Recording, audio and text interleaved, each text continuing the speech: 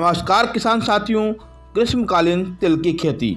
साथियों, ग्रीष्मकालीन तिल की खेती बहुत ही आसान एवं लाभदायक होती हैं तथा पैदावार भी खरीफ अर्थात वर्षा की फसल के मुकाबले अच्छा होता है। किसान मित्रों, अगर आप भी समर गर्मी में तिल की खेती करने की सोच रहे हैं तो यह वीडियो आपके लिए बहुत ही महत्वपूर्ण रहने वाला है। साथियों, अगर आपने अब तक हमारे अपने कृषि खेती यूट्यूब चैनल को सब्सक्राइब नहीं किया है तो सब्सक्राइब जरूर करें, लाइक करें और शेयर करें। किसान मित्रों, तिल में 45 से 50% तक तेल पाया जाता है और 20% प्रोटीन पाई जाती हैं। किसान भाइयों, जायद में अर्थात गर्मी में तिल की बुआई लगभग 10 से 20 फरवरी के मध्य करते हैं। ग्रीष्मकालीन तिल 95 से 100 दिन में पककर तैयार हो जाती हैं। साथियों, अब बात करते हैं ग्रीष्मकालीन तिल के लिए आवश्यक जलवायु की। साथियों, वैसे तो तिल की खेती खरीफ में की जाती हैं, परंतु अब तिल की खेती जायद में भी की जाने लगी हैं। साथियों, बीजों के अंकुरण के लिए 25 से 27 डिग्री सेंटीग्रेड तापमान की आवश्यकता रहती है। बात करें मिट्टी की तो साथियों, तिल की खेती के लिए रेतीली दोमट मिट्टी जिसमें जल भराव की समस्या नहीं हो उपयुक्त रहती हैं। खेत की तैयारी। साथियों, रबी फसलों के कटने के बाद एक जुताई मिट्टी पलटने वाले हल से करें। उसके बाद 2 से 3 जुताइयाँ देसी हल या कल्टीवेटर से कर मिट्टी को अच्छी तरह से भुरभुरा बना लेवे। किसान मित्रों, तिल की बुआई का समय। साथियों, ग्रीष्मकालीन तिल की बुआई 15 फरवरी से 15 मार्च तक कर सकते हैं। ग्रीष्मकालीन तिल की उन्नत किस्मों की बात करें तो TKJ-21। साथियों, ये किस्म लगभग 80 से 85 दिन में पकती हैं और 6 से 8 क्विंटल प्रति हेक्टेयर पैदावार देने की क्षमता रखती हैं। अगर हम TKJ-21 में ऑयल प्रतिशत की बात करें तो इसमें 50% तेल पाया जाता है। TKJ-22।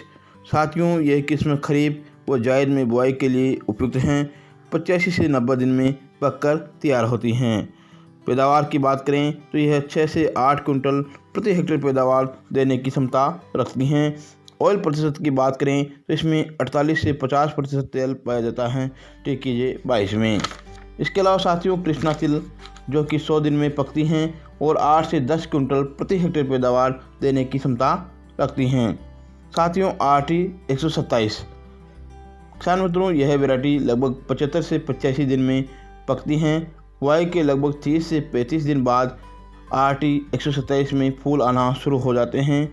इसके प्लांट हाइट की बात करें तो पौधे 90 से 135 सेंटीमीटर लंबे होते हैं। पैदावार क्षमता की बात करें तो यह वैरायटी 8 से 10 क्विंटल प्रति हेक्टेयर पैदावार देने की क्षमता रखती हैं। RT 127 के दाने सफ़ेद, चमकदार और सुडौल होते हैं। अगर हम इसमें ऑयल प्रतिशत की बात करें तो 50% तेल की मात्रा पाई जाती हैं। RT 346। साथियों, RT 346 वैरायटी कृषि अनुसंधान केंद्र मंडौर जोधपुर द्वारा विकसित की गई वैरायटी हैं। यह वैरायटी लगभग 80 से 85 दिन में पककर तैयार हो जाती हैं और अगर हम इसकी ऑयल प्रतिशत की बात करें तो 50 से 52% तेल की मात्रा पाई जाती हैं। साथियों, RT 346 7 से 10 क्विंटल प्रति हेक्टेयर पैदावार देने की क्षमता रखती हैं। इसके अलावा आप PKDS-12, PKDS-8, PKDS-11 का सिलेक्शन भी कर सकते हैं। बात करें बीज दर की तो साथियों, अगर हम सीड ड्रिल में लाइनों में बुआई करते हैं तो 4 किलोग्राम बीज प्रति हेक्टेयर की आवश्यकता होती है।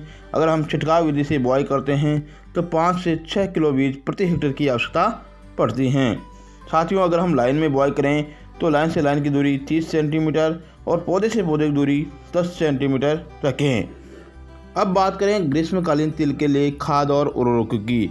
साथियों, अंतिम जुताई से पूर्व आप 4 से 5 टन प्रति हेक्टेयर संजीवनी वर्मी कंपोस्ट डालें।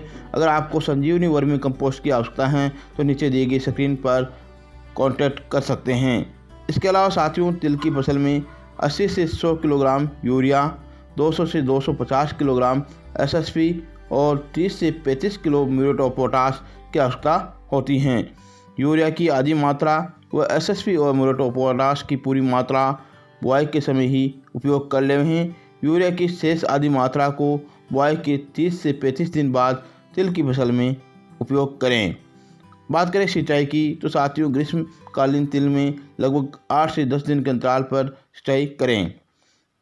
बात कर लेते हैं पौध संरक्षण की तो साथियों कीट तिल में फली छेदक लट, लीफ रोलर, सफ़ेद मक्खी जैसी कीट का प्रकोप देखने में मिलता है।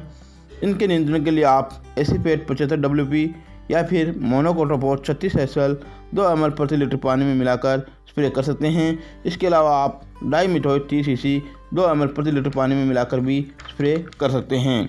बात करें रोगों की तो साथियों तिल में मुख्य रोगों में झुलसा, अंगमारी, छाछिया, जड़ गलन, तना गलन तथा पत्ती धब्बा रोग लगते हैं। साथियों झुलसा और अंगमारी रोग के नियंत्रण के लिए आप मैंकोजेब 2 ग्राम प्रति लीटर पानी में मिलाकर स्प्रे करें। वहीं छाछिया रोग के नियंत्रण के लिए 4 से 5 किलो गंधक का चूर्ण का छिड़काव करें।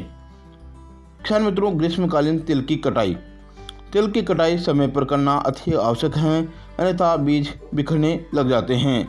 पकने पर जो ही पौधे पीले पड़ने लगे उन्हें काट लेना चाहिए और छोटे छोटे बंडल बना लेवे।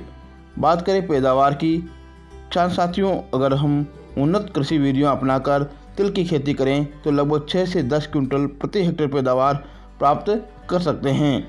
साथियों, अगर आपने अब तक हमारे कृषि खेती यूट्यूब चैनल को सब्सक्राइब नहीं किया है तो सब्सक्राइब करें, लाइक करें और शेयर करें।